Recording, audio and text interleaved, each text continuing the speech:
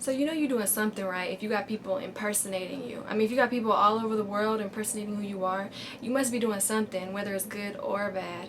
And Michael Jackson is probably one of the most impersonated people ever, right? So right now I'm inside the home of Dev, who's a Michael Jackson impersonator, but there's just one big difference between Dev and all the other Michael Jackson impersonators. You look amazing. Thank you. Does it take you a long time to get ready like this? It takes a little over an hour.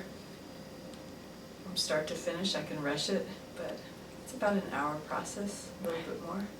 Do you do all the makeup yourself? I do, yes. How did you learn to do that?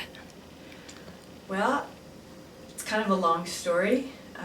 It goes back to how I started impersonating Michael in the first place. I was a professional dancer, and I was working as a backup dancer for a female impersonator show. And so these guys were transforming themselves into female celebrities, and I was working with them backstage. You know, I'd look at their makeup, these average looking guys turning into Madonna and Cher, and I just thought that was fascinating. And so I studied their makeup techniques and applied it to my own makeup when I decided to take on the challenge of dancing Michael Jackson. Okay, so that's how you learned to do all the features? That's how I learned. So is any of that surgery or that you made? No, it's all makeup, contouring, you know, light and dark. You can make things come forward and recede, use of makeup.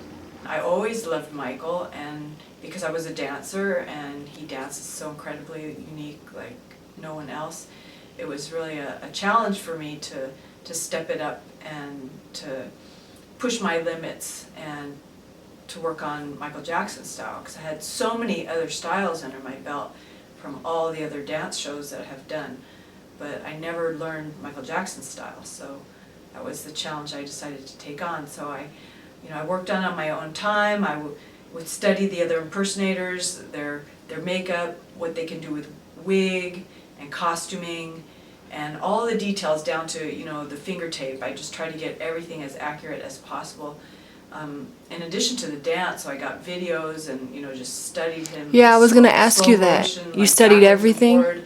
Just studied the entire collection, everything I could get my hands on. And Photographs and everything? yeah, photographs, work in the makeup, you know, take pictures of myself, look at makeup, photographs of Michael and compare it, you know, and it constantly changed the makeup. I still change the makeup after impersonating for 10 years. I still think, oh, that line could be just a little bit, you know, more this way or that way. And so I'm constantly trying to improve on my work. So you were doing Michael Jackson impersonations before he passed away? Yes. Okay. I've been doing it for about 10 years, since 2000. Is this what you do as your career? Is this your career? Michael Jackson impersonator, or is it part-time? Well, it had been part-time. Sadly enough, when he passed away, everybody started wanting to see Michael Jackson again. So I've been doing it pretty much full-time since last year. Okay. Is there a lot of competition between impersonators? It's both. It's both. Some are more friendly than others. Some have quite a big ego that I've run into in some auditions where you run into other Michael Jackson impersonators, you know, especially the guys who have been doing it for many, many years and who've actually met Michael. There are some of the guys who were body decoys for Michael back in the day when Michael, you know, would leave a concert. They would have one of his impersonators go out one door and take half the crowd, and then Michael would sneak out another direction. So those guys, they have big, huge egos because, you know, they actually worked for Michael Jackson's company. And, you know, some of them may never even have danced. They just look like Michael Jackson. Some of them actually do dance, and they're incredible. Some sing live, and I admire those guys. It's an amazing job to sing live and to do the dancing. Do you sing live? I don't sing live.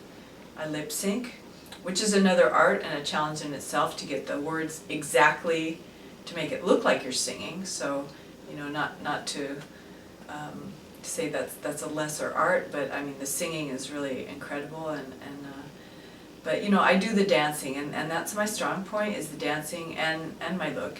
How do you feel when you're, you know, dressed like him and impersonating him? What does it feel like? Do you feel different? You know, I feel different when people react to me. Yeah, I was gonna ask you, how is the If reaction? I'm just walking around my house, I'm ready. No, I don't really feel different. My cat doesn't even react to me differently, Right. you know? So, but then I'll forget, you know, I'll maybe step outside and my neighbors will see me and like, oh yeah, I'm Michael now. Or I'll see myself in the mirror and oh, you know, it will surprise me. Where if I'm just, you know, getting ready for a gig, I'm no different at all. So I think it's all based on the reaction, and then when I go into public, the persona that I adopt. So Do you have to become character? I do. You know, my body language changes, you know, my walk changes, and that's just happened over the course of time, and from studying Michael's movement, and then superimposing it on my own body. Wow, you look really different. Yeah, that's me. So I know everybody calls you Michael Jackson when you're dressed as him, but what do they call you when you're not dressed as him? Dev. Dev? My name's Deborah Gregory, but I use Dev, and it was the name that my family called me when I was young, and I started to use it again because it's a little bit more gender-free for Michael, so that when they see the name Dev, they don't know if it's a man or a woman until they actually, you know, find out for sure. So there's not a lot of female impersonators. Are there any? Female Michaels, I know of one other right now working in Florida. And there have been some over the course of time. There was one in LA years ago when Michael was at the height of his career. And I found out from a mutual agent that the woman impersonating in Florida, she doesn't want anybody to know that she's a female. Where I don't try to hide it at all. The front page on my website explicitly says I'm a, you know, male impersonator, just so there's no surprises. And then they're even more surprised when I come out looking just exactly like Michael Jackson, that, you know, it's a female behind the face. Right. So I know I asked you before if there's any, you know, how you feel when you're dressed in costume, but are there any similarities between you and Michael Jackson? Or is any similarities? You're just totally different? I know you're both entertainers. I guess that's one, right? Yeah, both entertainers, and really both inherently, I think, kind of shy people, a little bit more introverted and introspective. When I'm, you know, in a party or, you know, anywhere new, I'm really pretty quiet. And then when you get on stage, it's just everything changes and the energy just shifts, and I don't know what it is. It's just like a switch goes on, and all of a sudden I become like another person. And I think that happened with him too. He even had a quote saying that, you know, he felt more comfortable on stage than in interviews. When you're in your regular everyday life, do people recognize you on the street when you're just like this?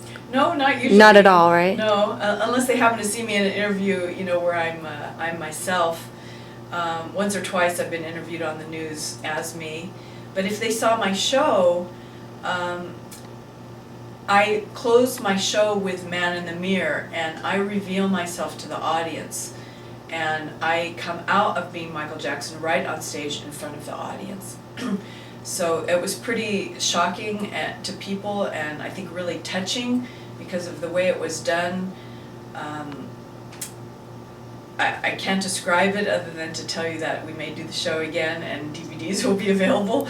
But other than that, you know, people don't recognize me. No, not at all. In fact, I can be at a gig and, you know, having just finished doing Michael Jackson, people are all over me wanting pictures, and then I'll go to the back and I'll change, and I'll come out of the same dressing room as me, and I will be completely ignored.